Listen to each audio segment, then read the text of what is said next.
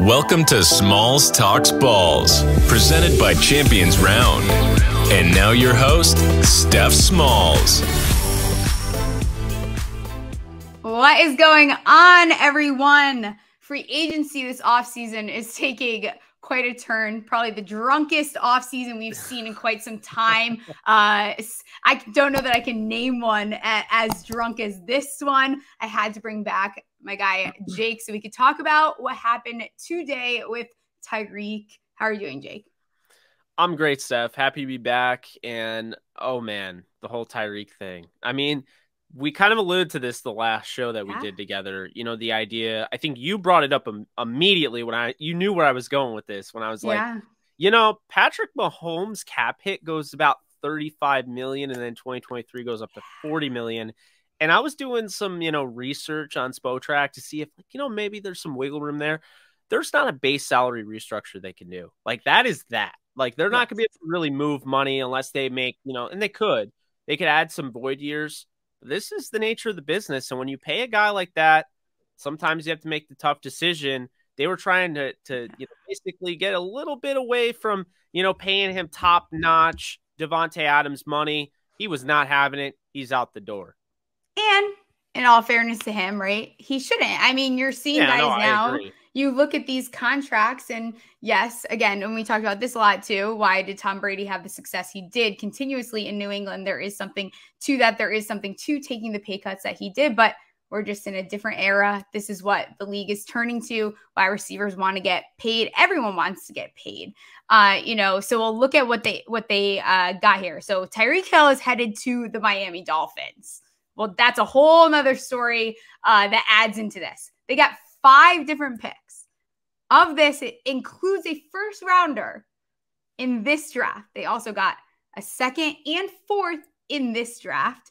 Then next year, they also get a 4th and a 6th. I think something that everyone is also forgetting before I let you comment on this is he was going to hit free agency next year, okay? Like, that was going to happen. Whether everyone wants to talk, I know it probably feels like the Chiefs fans' world is absolutely crashing, but they have a lot of free agency hits next year, and he was one of them. And yes, he is their, best player to, at least at wide receiver, will go. I won't go, you know, I don't want to discredit some of the other guys on that team, but what is your initial reaction to this? Well, I like it for the Chiefs, and here's why. I understand for Tyreek Hill, and I understood, you know, the Packers with Devontae Adams. I mean, Steph, it's getting to the point where these wide receivers are, you know, they're worth of it. You know, you see it, but their numbers now in the 30 million range, and that's not really doable when you have a Chris Jones, who's the highest paid defensive tackle in the league, and you have, you know, a 35 million cap hit that's due this season, you know, on their salary cap books with Patrick Mahomes. He also paid Travis Kelce. And, I mean, Tyrann Mathieu is a free agent. People forget about that. So I don't even think they'll be able to bring back Tyrann Mathieu. They are not in a really good position here. So they kind of had to do this. And, you know, from what I gathered is that they did try to make things work with him. They tried to give him the money, and they just couldn't match the top dollar. And that makes sense because, you know, we've seen it before. Donald gets paid. Mac literally the next day becomes the highest paid defensive player. It's normally like it's a stock game, right? You know, you get paid first, the next person gets paid more than you, and so forth. But this all comes down to one thing. It's Trent Baalke in Jacksonville. When he paid Christian Kirk that money, he just absolutely nuked the market for wide receivers. And so, unfortunately, you have, you know, Justin Jefferson is going to be like the first $35 million receiver. I mean, it's going to get that bad. And I don't see an end in sight because as the NFL makes more money and teams make more money, players are going to demand more. You don't get more for the lower tier guys. The higher tier guys are going to get more. And it's going to be harder to keep just the guys in between, the glue guys. Yeah, and here's the thing too. I think a lot of this probably does have to do with Mike McDaniel far as going to the Dolphins. Like, this is going to be a team that is very yards after the catch. This is what we saw with the 49ers. Now they're going to transition. They have all this speed. They have all these playmakers. And that's what we're leaning towards.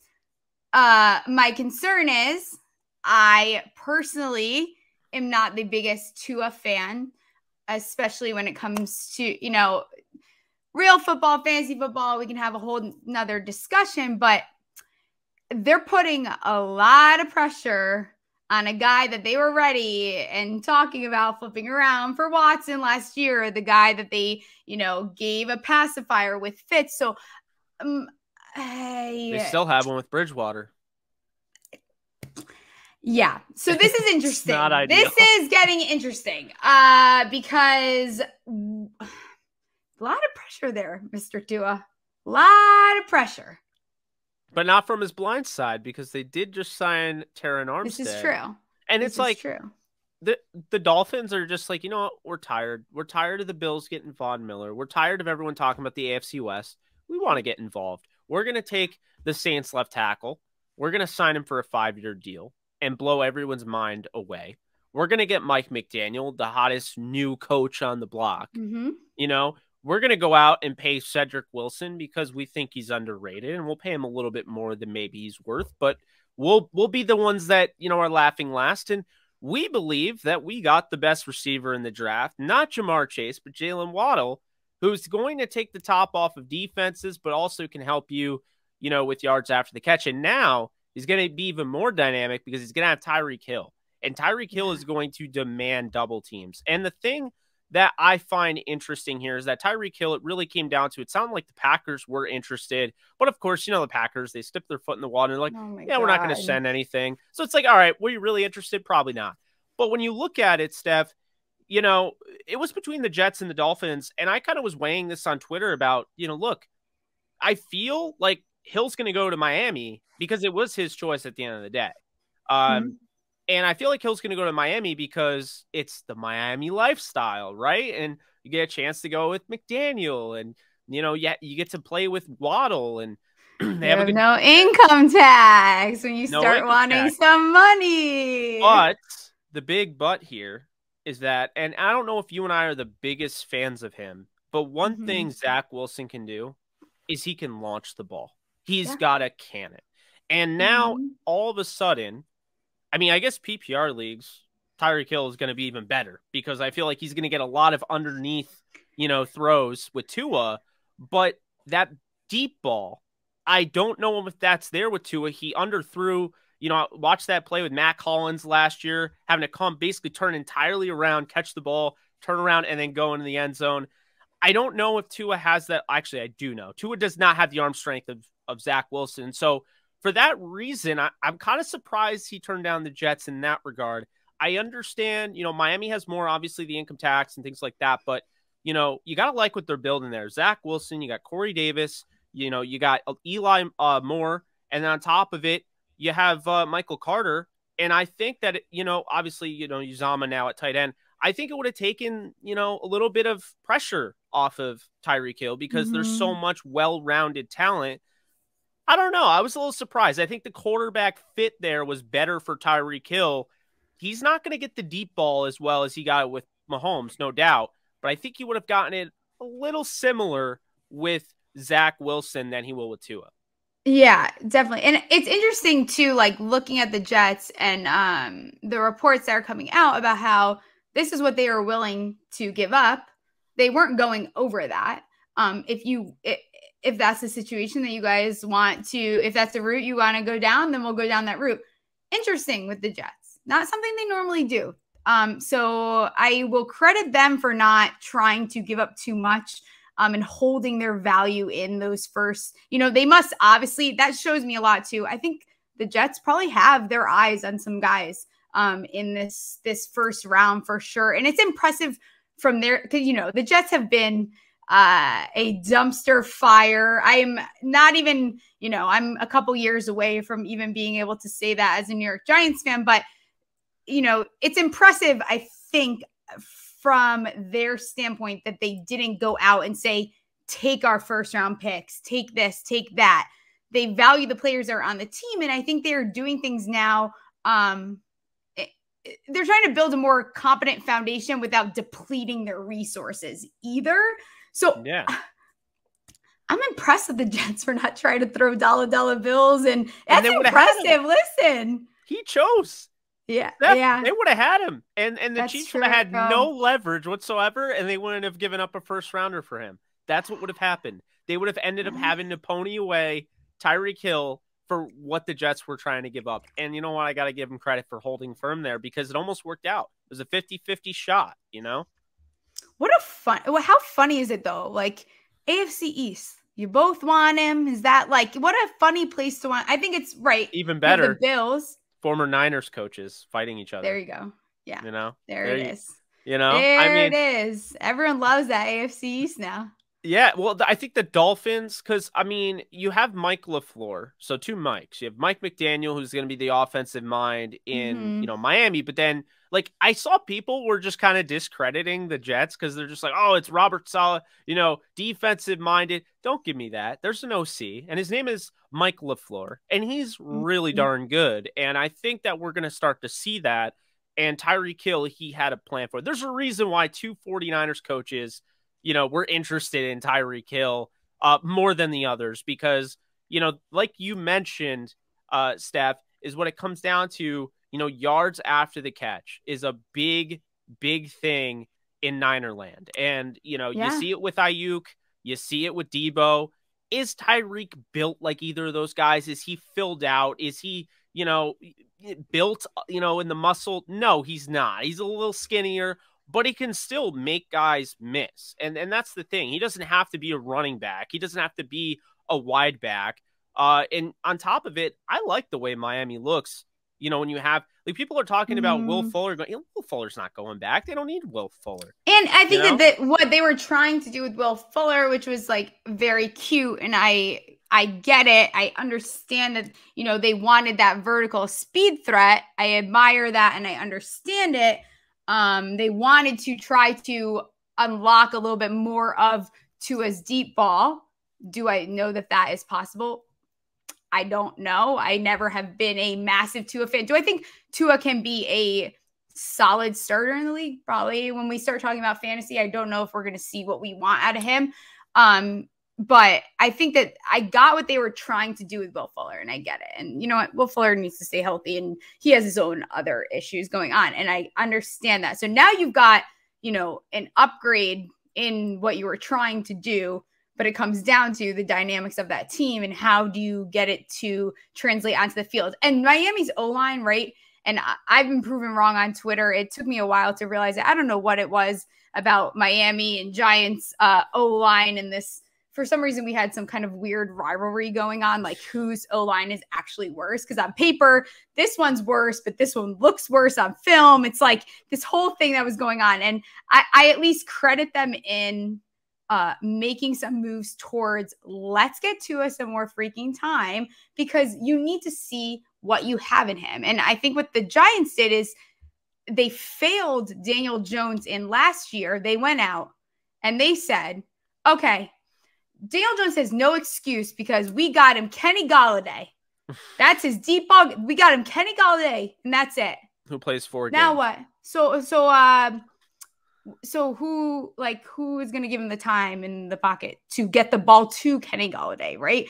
So I do credit Miami, and also they were in a better financial situation. They also did not have Dave Gettleman, which was a huge barrier to them doing that, but I don't want to hear this like Daniel Jones had no excuses. No, Tua has no excuses this year. This is bro. Like seriously, that I don't want to hear shit. I don't want to hear like excuses for him anymore.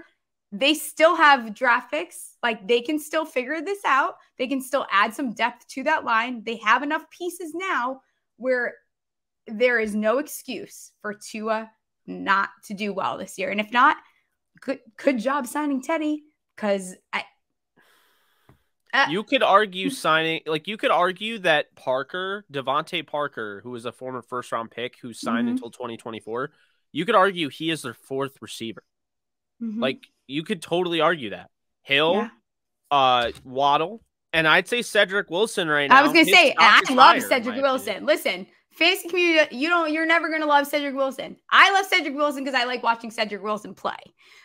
So the fantasy community doesn't love Cedric Wilson. That's fine. Cedric Wilson is an asset to any team, and I love I actually love that placement. There was that glimmer of hope that we had in the fantasy community before this Tyreek Hill signing. Oh, maybe we can get like a little something out of him, which we're not going to get, obviously, anymore. No, but it's going to be like Kendrick Bourne effect, where like he'll have his moments, but there's so many mouths to feed. And what we haven't mentioned is Gesicki, who got the tag, so he's still there. So yeah, there's no excuse for Tua. I'm sorry. Yeah, but this also benefits Gesicki because I think he's able to actually fill his role, like, and play underneath and like do what he needs to do as Gesicki, rather than being expected to like fill this mold and that mold and that mold. Like, now you can actually use Gesicki for what Gesicki is good absolutely. for. And then don't forget about this. Raheem Mostert went there. Remember I mentioned that he might go there because I like the fit?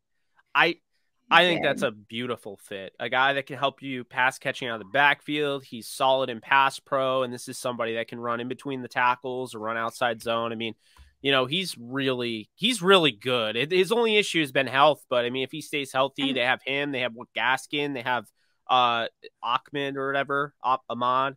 Salvin Ahmad, yeah. I mean, I think he kind of got the short stick a little bit, but but they have guys. So what picks does Miami have left? Let me even like pull up what they have left for this year, because they're still in a position, like, because of how heavy of a defensive draft class this is, they're still in a position where they could still go and add depth at running back.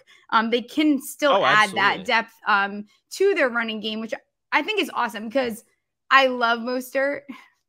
But unfortunately, again, my guy cannot stay healthy. No, he can't. He can't do it. But I think that's okay healthy, in this offense, right? Like, because I don't know that the expectation will be very high either. You know who's going to, like, you know what he'll be really good in? DFS. Think about it. Yeah. Week to week, you know this guy's starting. You know he's going to find the end zone. You know he's going to get the catches. He's going to help you. And when he's not healthy, okay, then don't play him in DFS. But, like, all year fantasy, if you're banking on him, like, what I don't want to see, Steph, is this guy going in the top 70. I don't feel like that's it. I think he is the valuable, get him in like 120 to 140 range. And like, if he ends up playing the full season, that's your bargain. Like, you got him for the year, great. But I'm not spending a premium top 70 pick on this guy when I'm not expecting him to be healthy all year. He just hasn't shown he can. Yeah. Okay, so this is what Miami has left. Ready? Round 3. They have pick 102, round 4, 125, round 5, 158, and they have 2 there in round 7. Sounds like the Rams. Yeah.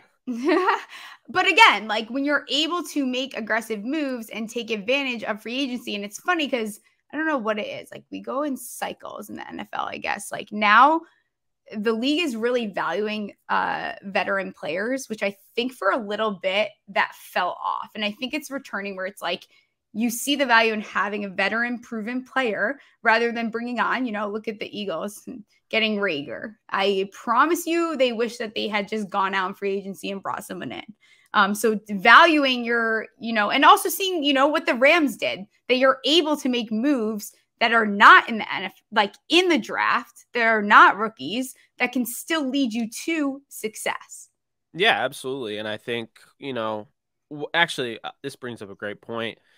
You notice everyone's like we were just talking about, like, this is a drunk off season. It doesn't surprise me. We had one of the most unprecedented Super Bowls in recent memory. We had a team that literally, and they're not all star driven. I've talked to you about it. 35 or 34. It's the most draft picks on a roster, the Rams. But it's very star-driven. The fact they went out and they got Odell, they got Vaughn. They've gone out and gotten guys. But people are missing the point. They can't do that if they don't draft well. And so when you have 7th-round pick or 6th-round pick Sebastian Joseph-Day, 7th-round pick Nick Scott, who's never played a defensive snap in college, coming over and playing in the Super Bowl, starting, bringing in Eric Weddle, these guys being able to, allocate the cap correctly, using void years, using things like Steph, Allen Robinson's. Listen to this. Actually, listen to all this, okay? Ready for the I am so ready. Also, if you guys have not listened to any of the shows or you don't know Jake from Twitter, like, he is your go-to when it comes to the Rams. If you couldn't tell based on my Michael Myers, yes, Rams he might like them. Yeah. So, so yeah, the cap hits are crazy. Allen Robinson's cap hit. Take a guess what it is. I don't even want to this know. year. It's below $6 million. Seth. Really? They got Noteboom below $4 million. They got Allen below $2 million, and they got Coleman Shelton below $2 million. Guess what Stafford's is? Below 14. This is how they do it. And they can do it because they can kick the can down the road, and they can do it because they get these guys that will actually play well and don't fall off. And if they do, they're okay eating the dead money because they draft so well and they find these UDFAs. I mean, the guy that they just lost, who they're going to get a compensatory pick for, they just stole him away from the Ravens because they were trying to add Jimmy Smith to the roster. It's Darius Williams. He ends up, they claim him off of waivers, a UDFA out of a UAB. He ends up being a 2-year starter for them. So this is what they do. And the reason I brought them up, and I'm going to bring up the Bengals now, and they're the reason I think this was an unprecedented Super Bowl, because I think it changed the landscape of the NFL. I think complacent teams that have sat there and been like, all right, the money's coming in. I'm the owner. All I want to do is get paid. It'd be cool to win a Super Bowl, but I'm not going to throw my money at winning a Super Bowl. We're going to just see if it works out. I think even now they are starting to be like, the Bengals, you're meaning to tell me the Bengals drafted Joe Burrow, #1 overall 2 years ago, and they're in the Super Bowl? I think we can do this. We could do this. And then all of a sudden they have changed their mindset. They're now reevaluating their process. It's why you have the Browns going out and getting Deshaun Watson. It's why you have the Dolphins going out. Chris Greer's been the GM for 20 years and has done literally nothing. He faced all sorts of stuff, with what happened with, Brian Flores, and now he's under pressure. So they go out and they get Tyreek Hill, and they go out and they get Teron Armstead. So that's not a surprise to me. But here's the thing, okay? So you have teams that are, kind of like, oh, we can do it because we're the bad team, but like the Bengals were the bad team, and now they just made it. But on the flip side, they're trying to emulate also what the Rams are doing, and there are teams like the Chargers and the Raiders that are doing that. And I gotta say, there's some caution there, because there's a process to this. This is going to be something in a copycat league, Steph, that we see many teams around the league try to copy just straight up. And what you can't do is copy off the answers of a test, and then if a teacher takes you after class and says, asks you and just grills you, did you really know this, or were you copying the answers? If you don't know the answers, you're not going to be able to tell her, right? And then you failed. And that's what happens. It all comes out in the wash. So if you are not good in the little nuances of talent evaluation, if you don't have a good, that's what it is, right? And that's what I'm going to say. Scouting. Like, that is what it comes down to. Unless you're the Seahawks and then Pete Carroll just ignores you. Yeah, Pete Carroll is in his own little. He's still, apparently they love Drew Lock so much that they are so just please, Seattle. I'm okay. I don't feel bad for you. You have everything you need in your disposal. So like at 9, if you decide to be dumb, like I do not feel bad for you. I had a little slimmer of like empathy and hope for them. Because they were given this like gift, which may not have seemed like a gift. Again, like we talked about on the last episode. Yes, I understand as a fan, it's very hard when the quarterback that you have known and loved goes to another team. And I get that, but it's because you guys don't know what good scouting is, because you have failed in the draft every single year. And the draft is so important. And it doesn't matter, right? Like, you don't need a first and second. You don't need, all these guys are coming from the collegiate level. You're not getting guys. You're not going out and picking guys off of anywhere. These are all collegiate level athletes that have made it to the draft and are available for you to decide whether they are what your team needs. Can you develop them? And this is something too. And it's funny, as I'm scrolling Twitter today, I'm looking at people's analysis of this guy and that guy. And it's like, you get so stuck. A lot of these people get very stuck on the knocks of a player. Like, this person stinks at this person's slow at that, blah, blah, blah, blah, blah, blah. I don't care, right?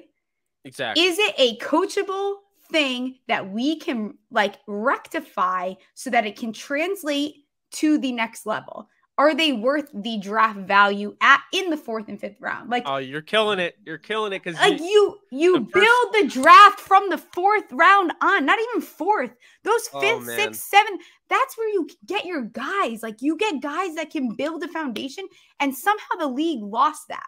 And I think the Rams are like kind of started that, like, no, that's important. Like, there's a happy marriage between like late round drafting and I get it. You know, you don't want to blow your first. I understand. I'm not knocking the fact that the 1st, 2nd, 3rd rounds are very valuable, because they absolutely are. But we see it every year, right?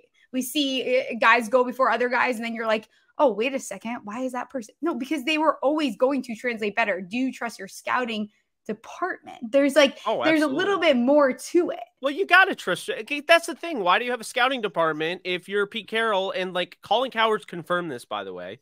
Pete Carroll is very like openly, you know, shot down ideas. So like basically they go in with this game plan, and then when it's like, no, but I fell in love with that guy on the private visit, and then they draft the guy, and then he's a bust, while the scouting department was basically staying all that time away from their family, out on the road 24/7, seeing these guys in person, evaluating, talking to them, all of that, watching the film, doing all the stuff during the season when Pete Carroll's job was to coach football. I'm not just saying it's just him, but I know for a fact it is, because, you know, Cowherd mentioned it. You know, that's a really bad look. And that's the thing is, like, you know, scouting departments end up getting fired when you make the bad pick. That's not really fair. So, you know, a great example is actually, there's 2 things I want to point out. The first thing immediately that came to mind when you were saying it, it's so clear as day.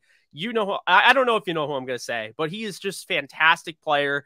And if you looked at his college game film, Steph, you'd be like, really? He became one of the best, and he's the quickest sack artist to get to 50 sacks in the NFL in the history of the league? Really? And that is Danielle Hunter, because Hunter had all of the metrics. He was just, you mold him out of clay, and he was just a ball of clay. Super raw, but he had everything. But if you were like some of these people on draft Twitter, you would have been like, nope, he's off my board. He'll never be good. He's a bust. He's got all these shortcomings. He doesn't have a pass rush plan. Here he is false stepping here. He doesn't use speed. He doesn't convert speed to power well. His motor runs hot and cold. But now here he is, you know, years later with good coaching with the Vikings, continued development. And now we're talking about a guy who's one of the best young sack artists in the league. He's 27 years old. Like, that's what I'm talking about. And he gets no credit, right? Because like those same people, you get to knock him because, oh, no, he didn't no, he was hurt. And that does not mean that he doesn't have the talent and hasn't proven to be, like, when he is healthy and he is on the field, you cannot stop him, period. No, like, he is a force to be reckoned with. And that, like, and it's also very easy, right? Oh, he's a bust. He's a bust. He's a bust. No, like, there's a little bit more to someone being a bust. Like, are they a bust because the situation they're in? Are they a bust because they couldn't stay healthy? Which a lot of times people fail to realize guys can't stay healthy because of the team usually. Like, there's usually a reason. Like, why can't Daniel Jones stay healthy? Because his O-line is not protecting him and he's getting killed. So you're going to get hurt. Like, there is more to just, like, and I wonder if, like, part of it is, like, the media now plays a big part into it, because you hear, especially, like, not your average fan. I don't want to act like I'm, like, high and mighty and above, like, an average fan is, you know, we hear whoever you want to call it. Jeremiah thinks Drake London's going in the top 5, whatever it is. And, like, you hear that automatically, and it's like, oh, he's wide receiver this now. Like, that does not mean that like, anyone that goes after him is a poor selection. Like, there are so many guys that have the ability to translate to the next level, but everyone wants flashy names. They want flashy names. They want what they hear all the time. Like, and Daniel Hunter is a perfect example, actually, especially coming out of college too. Yeah, I mean, and then, you know, going back to the scouting thing, and then I'll bring it back to where we were just talking about with the scouting thing. Like, for instance, it's pretty well known the Rams, like Jordan Rodriguez did an amazing article on this in the Rams process. One of the longtime scouts had the highest grade on Jordan Fuller of any of the safeties. He was the number 1 safety in that draft in 2020. Now, he was a 6th round pick. So the Rams passed on a lot of safeties. They drafted Burgess, who was a safety, in the 3rd round of that same draft. But when it came, push came to shove, they let this guy, he's been evaluating talent for years. He's one of the older guys, has seniority. They let him basically be like, all right, you know what? You believe in this guy. He can help us in special teams. He has the highest leadership grade that we've given to a player. We're going to draft him in the 6th round. And now here he is. And he is a captain his 2nd year. And the only reason he wasn't starting in the Super Bowl is because he suffered an unfortunate ankle injury. But that's what I'm talking about there. And then going back to what you were saying, I think this is why mock drafts are a blessing and a curse. Because you have all these databases now that are widely available for you, me, and Joe Schmo. But the problem is now, we have just, like, those big names, like you talked about it, the big, sexy names, they, like, now we've seen it. I mean, Lenore Ryan, with, the Kyle Duggar, he is from Lenore Ryan. So he wasn't getting D1 credit. But when all of a sudden he's on mock drafts going in the 1st round, 2nd round, people have already like, this is where he is. He is elite. And look, I like Kyle Duggar. I'm a fan of his, but that's what happens. We look at Trevor Penning because of the way he, was at the Senior Bowl. Now all of a sudden he's an elite guy. Like, he's a top-notch name. Hey. But like now, like Josh Joby, who played at Alabama, has no chance of ever being good. I've seen so many people trash this guy. Yeah. And he played at Alabama, but mock drafts have him go in the 6th and 7th, so I don't think he's very good. Have you watched film? No, but I watched some highlights and oh my God, like stop. And last year too, like people don't realize, like, and yes, I think drafts have like changed probably over the past couple of years, like in the dynamic. And I think all this kind of wraps back between scouting and free agency and what teams value and money and blah, blah, blah, blah, blah. It's like, you don't know what's going to happen in the draft, right? Like right now, today, we don't know. Like, the Lions could take Malik Willis at 2. Someone could say, I actually really want Malik Willis. They could go up to 1. But because everyone chirped, like, we don't want Malik Willis. Now, I'm not saying I agree that Malik Willis should go that high, but you don't know what's going to happen. Like, exactly. We saw last year, right? Mac Jones is going 3. You and I didn't buy that. We did shows. Gettleman finally trading back for the first time. Like, you don't know what's going to happen. You don't know what these Fields even being there.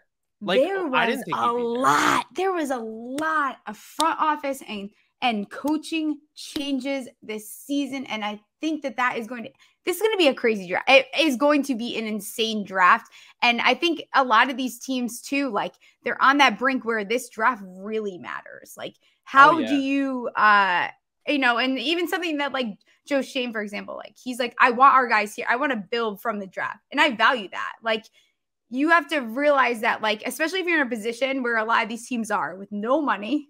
You look at the Atlanta Falcons as a team that, like, I am personally stressed for. Like, I legitimately have anxiety for the Atlanta Falcons. I'm excited for Mariota being back with Arthur Smith. Stressed out for I need to know what the Atlanta Falcons game plan is, because not that, like, even Ryan is not even, like, the biggest piece of that. Do I think they probably could have tried to get a little bit more yes. I love if they actually were like respecting his decision to want to go to the Colts, and like that's like that I do have respect for. Do I believe that? No.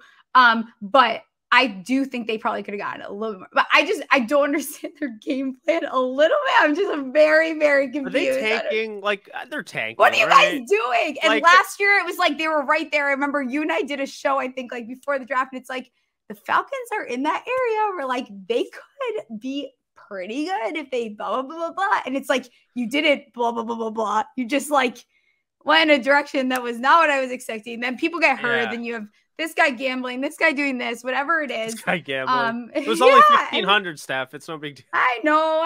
And I don't even think, and people are going to be in the league that have done probably far worse than it really has done. But then you're in a position too, like, you have no money. It's not like you can go out and really get a guy in free agency. And most of the guys are really gone that you'd want to. So are you already going to have to, like, take a receiver when, like, there's so many, like, places on that. Oh my God, that roster stresses me out. Yeah, and like, here's the problem is that you have to make it work because right now you got a young stud, top-notch corner in AJ Terrell who's looking at this roster and is like, I'll give it 2 years. You guys better be making, or I'm not signing here. You can try to extend me. Yeah. You can give me a moat. You could give me a castle, and I am not staying here.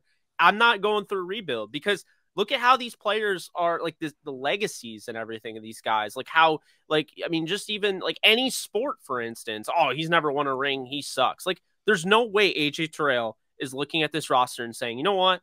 Like I'm totally fine. I'll go through a rebuild. We'll do the old JJ Watt thing, with you. No, absolutely not. Like if they are not a contender, he's not going to extend. Like, and I think, with Arthur Smith, I think he's a damn good coach. And I don't even know how the hell they won all those games last year. I've said it was like the least talented 7-win team I've ever seen or whatever they had, 6 wins, 7 wins. It was crazy. And I think a lot of that is because Arthur Smith has proven that he has what it takes to be an NFL coach. He's proven that he has what it takes to run an NFL, offense. And I think it's really intriguing, Steph, that he didn't go out and try to get Tannehill. Like, because, there were talks about that. Ooh, maybe does he bring Tannehill? He did revitalize his career after all. No, he went out and he literally got Mariota, the guy that they spurned for Tannehill. So that is bizarre to me. And then you have that interesting tweet that comes out. AJ Brown's like, he's the best leader I've ever been around. And I'm like, como say what? Like, yeah, literally como say what? What? What'd you just say? Oh my God. That was crazy. I don't think it was a knock. I don't think it was a dig at Tannehill. I think he was just being honest. Like, I think, he really wanted to tell everyone that Mariota is, a big time guy. And I think people forget Mariota, when healthy, he went through that one stretch. He had 40 touchdowns and 0 interceptions in the red zone. He was filthy. And then what ended up happening is he had Malarkey as his head coach. And when he was 40% healthy, he's like, oh, don't worry about that, Marcus. You go out there, no offensive line. You run around with your 40% health and your ankle that's basically coming apart at the seams. And let's just see what you do. And it wasn't very good. And his, career went down the tubes a little bit. But I think being with the Raiders and, I don't think we give enough credit. Gruden's out of the league, so I'm not trying to get into all of that. But Gruden's offense is incredibly complicated. And, I talked with Kyle Sloter, who's going to be quarterbacking, the New Orleans Breakers. Our New Orleans Breakers, I might add. And, he actually had a really good point, is that it helps him out and it adds to your resume if you can actually learn that offense. It's very complicated, and it says a lot to, what you are as a quarterback. And so I give credit to Mariota. I give credit to Sloter, and I really don't think Carr gets enough credit. But that offense is incredibly complicated, but it's also, there are roots to that. Like, you talk about Smith. Smith comes from what root? Yeah. He comes from the LaFleur root. What does LaFleur come from? He comes from the Sean McVay. What does Sean McVay come from? The Gruden. So you see what I'm saying is it's connected. And if he learned that offense, he's probably going to be able to run this offense pretty well. And I already see people saying, oh, he's fast. So they instantly are like Michael Vick. No, it's not going to be that. And plus he's right-handed. But I'm curious to see what Mariota could do. Just get him some weapons. He's got nobody to throw to. Yeah, that's the problem is like, Mike Davis is now, well, they got Patterson back. Apparently, I don't know if you saw when he signed, they're like, wide receiver, running back. I saw that. He's like, and backup quarterback. Yeah, now he's like warming up my arm. But they reported him as a wide receiver, running back, safety. I'm like, when the hell did he play safety? Am I living under a rock? Didn't he try to do something I think last season he probably had to. They had no depth. Yeah. Just like the receivers. All right. So you excited for this? Olamide Zaccheaus might be back. Maybe a team matches that offer. We don't know. Yeah. Don't they have that kid from ASU, Darby, too? Yes, I like Frank I always Darby. Liked him, but I knew, he's I don't like him as the wide receiver one. Oh, hell no. They're lucky, though. They do get that. It's funny because, now they have, they have Cordero and Pitts, who are both hybrid players. Yes. You guys need players that just play one position. You need a player that's not a running back and a receiver and not a tight end and a receiver. You need They lost Hayden Hurst too. He went to. Yes. I actually love his fit with the Bengals. Love it, but they lost him, and it's do they have one of the worst rosters? Falcons? Oh yeah. Oh, do they have the worst roster do they have the worst roster in the league? Here's the thing. I think the Texans have more holes filled, but I feel like the Texans, we talked about this. This is what I call the team that wants to get film out there. Like, you're trying to reestablish your rep in the league. It's why like Danny Amendola is starting week 17 for the Texans. That's a team where you go there and you're like, I'm going to have playing time. I'm going to get film out there and I'm going to reestablish myself in this league. It's like, except for guys like, Davis Mills. And of course they're trying to win games, but with the Falcons, I don't know where they are and they don't have those holes filled. Like, that's the thing. Like, the Texans did an interesting thing. They actually traded for Jets linebacker Blake Cashman. I like him a lot. I think he's going to be a very talented player for them. But, like, that's what I'm talking about. They have all these holes filled with guys that may not be super top-tier guys. The Falcons don't even have holes filled. They have holes everywhere, all over their team. And, they're very top-heavy with Pitts. And, I mean, right now, the faces of the franchise are A.J. Terrell and Pitts. Period. That's it, Patterson's great. We love Patterson. He's fun, but he's older. Part of me thinks they had to have had in mind, like, if I am a delusional, level-headed Atlanta Falcons front office, if you are going to send away Matt Ryan for a third after the Deshaun thing goes sour, you have to think, even bringing in a bridge gap, because, again, I love Marcus to death. He is, again, like one of the – I will stick my chest out for him. I'm very happy for him because I think in some ways he has gotten a short stick in his career. You have to think, though, that they have their eye on one of these quarterbacks. I find it hard to believe that they don't. Well, I mean, you look at their draft picks. They have a first, they have 2 seconds, they have 2 thirds, they have a 4th, 5th, 6th, and 6th. I mean, that sounds like Package City to me, going up from 8 to, you know what I mean? Like, when you typically have 2 seconds and 2 thirds, we don't typically see teams actually use those. Very rarely do we. They normally package and trade up and get a guy that they're really eyeing because they have all of that at their disposal. But, you have Calvin Ridley will be back next year. He's banned for this year. He'll likely be back next year. So you don't have to necessarily worry about receiver long-term in that regard. So I wouldn't be surprised if they go out and they're like, hey, Jarvis Landry, you can be our guy. We got Pitts. Yeah. We want 150 catches, man. Mariota's going to be throwing all over you. If you're okay with that, fine. We got Darby. We got Olamide Zaccheaus, hopefully. But here's the problem is that they're limited in what they can do because the Matt Ryan $40 million in dead money this year is just absolutely brutal. It almost makes you wonder why they traded him away. And then honestly, the one thing I think of is why they traded him away, Steph, was honestly for him. We feel bad for you. You've given everything to this team, and we don't want to kill you. And we want you to go try to win a Super Bowl. Yeah. Like we're not going to be the ones. You're going to be 39 in 2 years.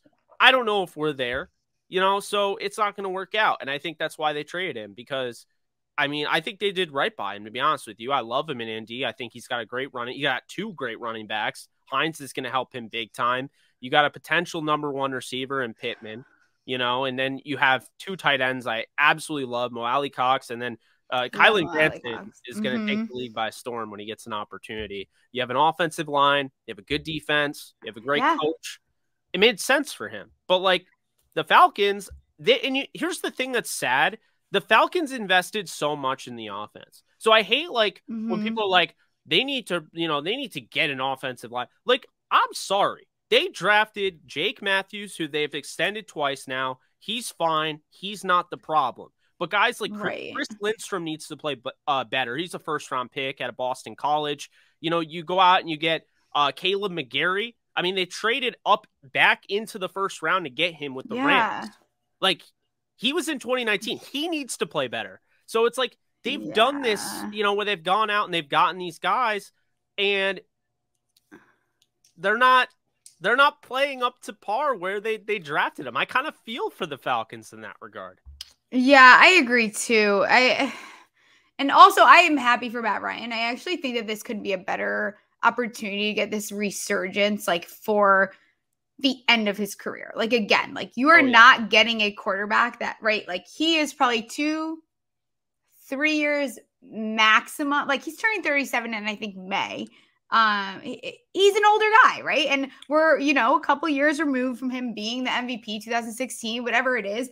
But to date, like still this past season, he was one of the best most accurate deep ball passers in the entire league. And then you think about like, let's compare O-lines. Like there is something that you're getting. And outside of that, something you're getting. And, I hope that this is something that this new wave of quarterbacks brings in, because now I kind of will consider Matt Ryan, like he's like this tail end of like what is to remain Brady, aside from like what we know very well, especially growing up now that all the Mannings and the Rivers and everyone else is gone, is like this stability, right? Like you're getting stability out of Matt Ryan. You know what you're getting on and off the field, day in, day out. He's a class act. He's not gonna cause problems. Like he can be a true bridge gap quarterback that you guys legitimately need that can get the job done. I think they need to add a little something else in the wide receiver room. He needs a little bit more. I don't love that receiver room. I think that everyone is trying to make Pittman a thing. Pittman, I don't know, is ever going to be a thing, just from how things have played out. But maybe I could be wrong. Maybe Matt Ryan can highlight some of those guys' talents. But I think Matt Ryan's in a good spot. If I'm Matt Ryan, I'm happy, right? He's in a good position to head out his career. And even like, what a class act that guy is, huh? Like, listening to him and, they were really prodding him for, some kind of trash on the Atlanta. He's like, I've always kept things private. I admire this organization. Did some things hurt me when we were talking? Yeah, they were hard to hear. But at the same time, like there comes a time and a place where it's time to just go our separate ways. And Atlanta worked with me and we figured it out. And I'm happy for them and I'm happy for my new place. And he listed every like great quarterback ahead of him that, went to the Colts and has like either finished their career, started their career, whatever it may be. And I admire Matt Ryan too, because we're running out of quarterbacks now that end their career without a scandal. And he's someone that obviously has done a very, very good job. Like, that's a good point. Yeah, it's not easy, and we're running out of that because now these guys. It's whether it be in the beginning of their career or their end of their career, like there's no scandal. Like Matt Ryan walked into a very shitty situation too, even when he came into the league. So much stability when and Mike, he, Mike Vick there was and everything with going on with that. Like people forget that happened. Like he first overall pick, and they were like head down. Went through it, did not speak. Like, and yeah, is he funny? If you haven't watched his mic, he is funny. Like mic'd up. Like Matt Ryan has that fire that you want, but he also isn't that like, off the field presence that's so obnoxious. Like I can take the intensity on the field, but like this dramatic, whatever it is off the field, that's like what I don't love. And before I wrap this up, people hate on him. I don't get it. I don't get it. I don't understand that. He's another one like a Kirk Cousins. Like, are you guys mad because your quarterback gets hurt and doesn't offer you the stability? Like, that sounds like a you in therapy problem. Like, I think there's a little bit more to that. Where like you need to discover that outside of like talking football. Because like, how are you not rooting for this guy to win? Like to me, how different is he from Stafford? Like he had better teams. Did you listen to him? And he mentioned Stafford. Like, and I admire that too. Like, and I think they do. They actually hold themselves to like a very similar standard, actually. Where, even when things weren't good, kept moving forward. They always gave their best on the field. They did everything they could. Even that 28-3 thing, and we could talk about this all day. Like it was not his fault. It wasn't his fault. And he kind of took the brunt of that and accepted it because he's a team player. He's a leader, and he just moved on from it. I will say, though, this is someone, and I'm going a whole other direction so I can wrap this up. Juju, I want to talk about because I don't want to get off before we talk about Juju. So now we're in a position where Juju is like, what do we? Juju? I don't know. I guess he was like, hey, Tyreek, can we get in this TikTok? I'm now what.com. Now what.com. So how do we feel about Juju, you think? Because I do like Juju. I will admit, like, I like Juju. It's weird because like Kansas City might have just done kind of what the Rams did, like trading away Robert Woods, getting Allen Robinson. I call it, I mean, it's, it's been a term that's out there. I'm sure you've used it. I think we've used it together. Diversifying the receiver room. You don't want the, 3 of the same receivers. And I feel like Kansas City has, rocked having Tyreek Hill and Hardman. Yeah. And it's like they're the same guy, essentially, And then you look at DeMarcus Robinson, who's just a taller version of them. And it's like they all kind of do the same thing. So now you had Juju, who is he's a great blocker. This guy does not get enough credit for how physical of a player he is. And I think it's associated, honestly, because of his TikToks. I think people just assume that players that are soft aren't physical on the field, and he is physical, but, physical player, can get the tough yards. This is a guy that the Steelers were so keen on replacing Antonio Brown. They didn't bat an eye. Honestly, the injuries are the only reason that they didn't give him that long-term deal. Yeah, and he's in a great position now too, right? Like you talk about where the Steelers were while he was there, and even him, he definitely could have went to another team, and he chose to stay there, right? And I think that Juju, this is if Juju wants to shut everyone up, this will be the year, and he has everything he can to do it. And I think the Chiefs are also in a really good spot to nail the wide receiver. If they could pick that next guy, they're in a good spot because of how deep this defensive class is.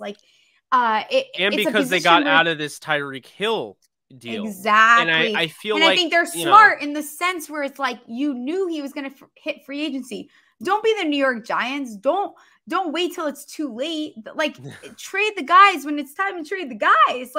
If it's not, and it's not that it wasn't working. So it's a little bit different. Whereas the Giants, it usually is not working. And that's why they probably should have moved on. But be aware of the future too. And I think that that's how you build a really strong franchise. Absolutely. And, going back to the whole diversify point, you have Juju's the physical guy over the middle, can get the, the tough yardage. That's the guy I'm throwing to on third down, and then, he's going to help you in the run game, and you need help. Trust me. I don't think that there's anybody that's really stood apart as the guy, except for I think McKinnon, and he's now a free agent. So we'll see what they do with him. And then you have Hardman, who's the field stretcher. So that's the thing. I keep hearing this team should have gone after Juju. Well, they don't need somebody they need a field stretcher, and Juju's not that. He's the guy that I see is going to help you in the short and intermediate game. Whereas you have Hardman, who, if they let him go at the end of his contract, don't be surprised if he gets Christian Kirk money. I feel like a lot of teams around the league look at him the way the Chiefs use him, and they're like, this guy would have 100 yards every single week on our team. But the Chiefs don't use him that way. So he ends up with 30, and then they have, Pringle ended up going to the Bears, which I like for him. But, you have a diversified receiver room because now, Kelsey at tight end, he does a little bit of everything, and he's great yards after the catch. But then you have your deep threat. The only thing that I think they're missing is a big-bodied receiver, which I feel like they can get, in this draft. And they don't even have to draft in the first round. Treylon Burks, if he falls to the second, I could definitely see them going with him. More of a big-bodied receiver in that regard. Yeah. That's kind of where I see them going. I feel like just they're taking a look at it. That this worked. Kind of like the Rams. This worked, but we want Allen Robinson because we saw Matthew Stafford throw that deep ball. We saw him throw it up there to give Jefferson a shot in the Super Bowl, and Jesse Bates picked it off because we didn't have an Allen Robinson to go up and get it. And I feel like now Patrick Mahomes, this guy's airing it out left and right. Well, funny enough here, you know where I'm going with this. Remember when they got eliminated because Patrick Mahomes threw it up to a 5'10" Tyreek Hill, and he kind of looked it up and it was like, he went for it, but he wasn't tall enough. What if they go up and now that's Burks in that scenario, or a big bodied receiver that can go up and high point that football? Even the kid from USC. I mean, a different circumstance, and so that's why I think both teams, especially the Chiefs now, I think they're going to take this moment to kind of diversify their room and make sure they have a little bit of everything, not just A, more like A, B, C, D, and that's important, especially in this league and the way that it's moving towards you need a well-rounded team to win, period. Like, it's not like you can't not have a running game. Cough, the Buffalo Bills. That's why you guys had a problem advancing the way you did. And they did finally figure that out towards the end. But like, you can't just emphasize one part of your game. You can't rely just on your mobile quarterback. You can't rely just on, you have 4 receivers that look exactly the same when they're on the field. How do you diversify? How do you make your roster very well-rounded? Even not even just the skill positions. How do you make your defense it all needs to mesh together. There's something to chemistry. And at least the Chiefs, I will say, they have Travis Kelce, who I think probably gets a bump fantasy-wise from this because he's getting older. And he probably is someone that was going to start falling a little bit just because no one likes age and whatever. Don't be surprised if Kelce, as long as he, knock on wood, stays very healthy, is very active in this offense. Not that he wasn't this past year, but they can still use him. And I think that's, the Chiefs need to play to their strengths. And I think that using a pick on a wide receiver, and it comes down to scouting, right? Find that guy that fits your offense, period. Like that, who fits your offense, right? And that's almost even a good note to finish on. I want to ask you one question before I let you tell everyone where they can find you. What do we think about OBJ? And let's leave it on a Rams note. All right. Well, I think he's going to come back. I think really if he doesn't come back, it's more the Rams than him. The sense I'm getting is that he wants to be in LA. Anyone I've talked to that has any knowledge with the situation is like, he loves LA. He finally has a home. The Giants thing, he loved Eli. He loved Eli, but it just didn't work out with the Giants, obviously. And then Browns, I mean, he likes the players there. He liked his teammates. It didn't work out with Baker, but I think people are now like, that news that came out that he's considering returning. He was telling 2 people have put this out there that cover the Browns. He was telling like Browns players in free agency not to go there. He was telling players not to sign with the Browns. So like this idea that he would go to the Browns after saying that, that's not happening. Wherever Jarvis goes is very always a potential there. He reunites with Jarvis Landry. I still don't see it. And I saw people saying, what about the Bills with Von Miller? No, I don't see that either. That's the thing. They got a ring. That was the goal. Like, he got a ring and he's gone. OBJ doesn't need to play with Von again. I'm sure they wouldn't be against it, but he loves his situation in LA. Like this idea where, oh, the Browns have a quarterback now. Well, the Rams, like he has a quarterback now with the Rams. So, he's got a great fit there. Les Snead has talked about, they want to bring him back. This is the plan. They didn't just trade Robert Woods to lose both of those guys just to add Allen Robinson. They want to bring him back. He's not going to be ready until November. It's a more complicated deal to come up with. And so I think it's taken a little bit longer. Plus, I mean, I won't get too much into this part, but the whole Aaron Donald deal, which is, I think it's kind of ridiculous that he needs another huge extension or whatever, because he's signed until 2024. But, he needs more money. He was holding retirement as like a kind of a leverage play. Of course. And leverage is the name of the game now, I think. Yeah. And so the Rams, the way it sounds is that the Rams really were holding out. They thought they were going to get Von Miller back. When he didn't sign, they changed everything. They decided to use that money and allocate it towards Allen Robinson to fill that need of a big body guy to go up and high point the football, play above the rim. But then, the Donald deal, I mean, the Rams aren't just going to pay Donald whatever he wants. They need to get something in return. And so they're going to try to restructure. They're going to try to structure that deal in a way where, I mean, we talked about it earlier in the show, Steph. Those cap hits are very low. Don't be surprised if the Rams bring back Odell and are in position to not only sign Bobby Wagner, who's rumored to go to LA, but also either Gilmore or Tyrann Mathieu. Yeah, and some of these guys, and even the way the free agency plays out, and I'll leave it on this note, is some of these guys, like, a lot of it comes down to like not luck, but more timing. Like, what do these teams need? What direction are they going? What draft picks do they have? Like, because you look in a past year, like, would Honey Badger still be sitting? No, he wouldn't. Would Bobby Wagner? No. It's just a different time in the NFL, and I'm excited for this season. We might even have to fit in a show on Friday, I think, so we can chat even more about you. Tell everyone where they can find you, and we'll get out of here. Look at us, under 60 minutes. I'm proud of us. Oh my God. Oh, we never do it. Improvement. Yeah. You guys can follow me at Jake Ellenbogen on Twitter. All my stuff is there. I'm also on YouTube and Instagram and all that stuff, but I mainly use Twitter and YouTube. I do live shows every week covering the Rams. It's like the 85% Rams channel, but I do like talking about everything else, and I do open Q&As all the time. So if you guys want to talk about whatever, I'm always up for it.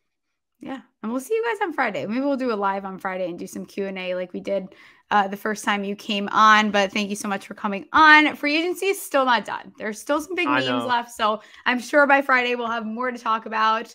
I'm obviously Steffi, right? I'm Steffi Smalls. You guys can find me on Twitter at Steffi Smalls with 3 L's. Be sure to check out Champions Round. If you're watching on YouTube, hit subscribe, and we will see you guys on Friday.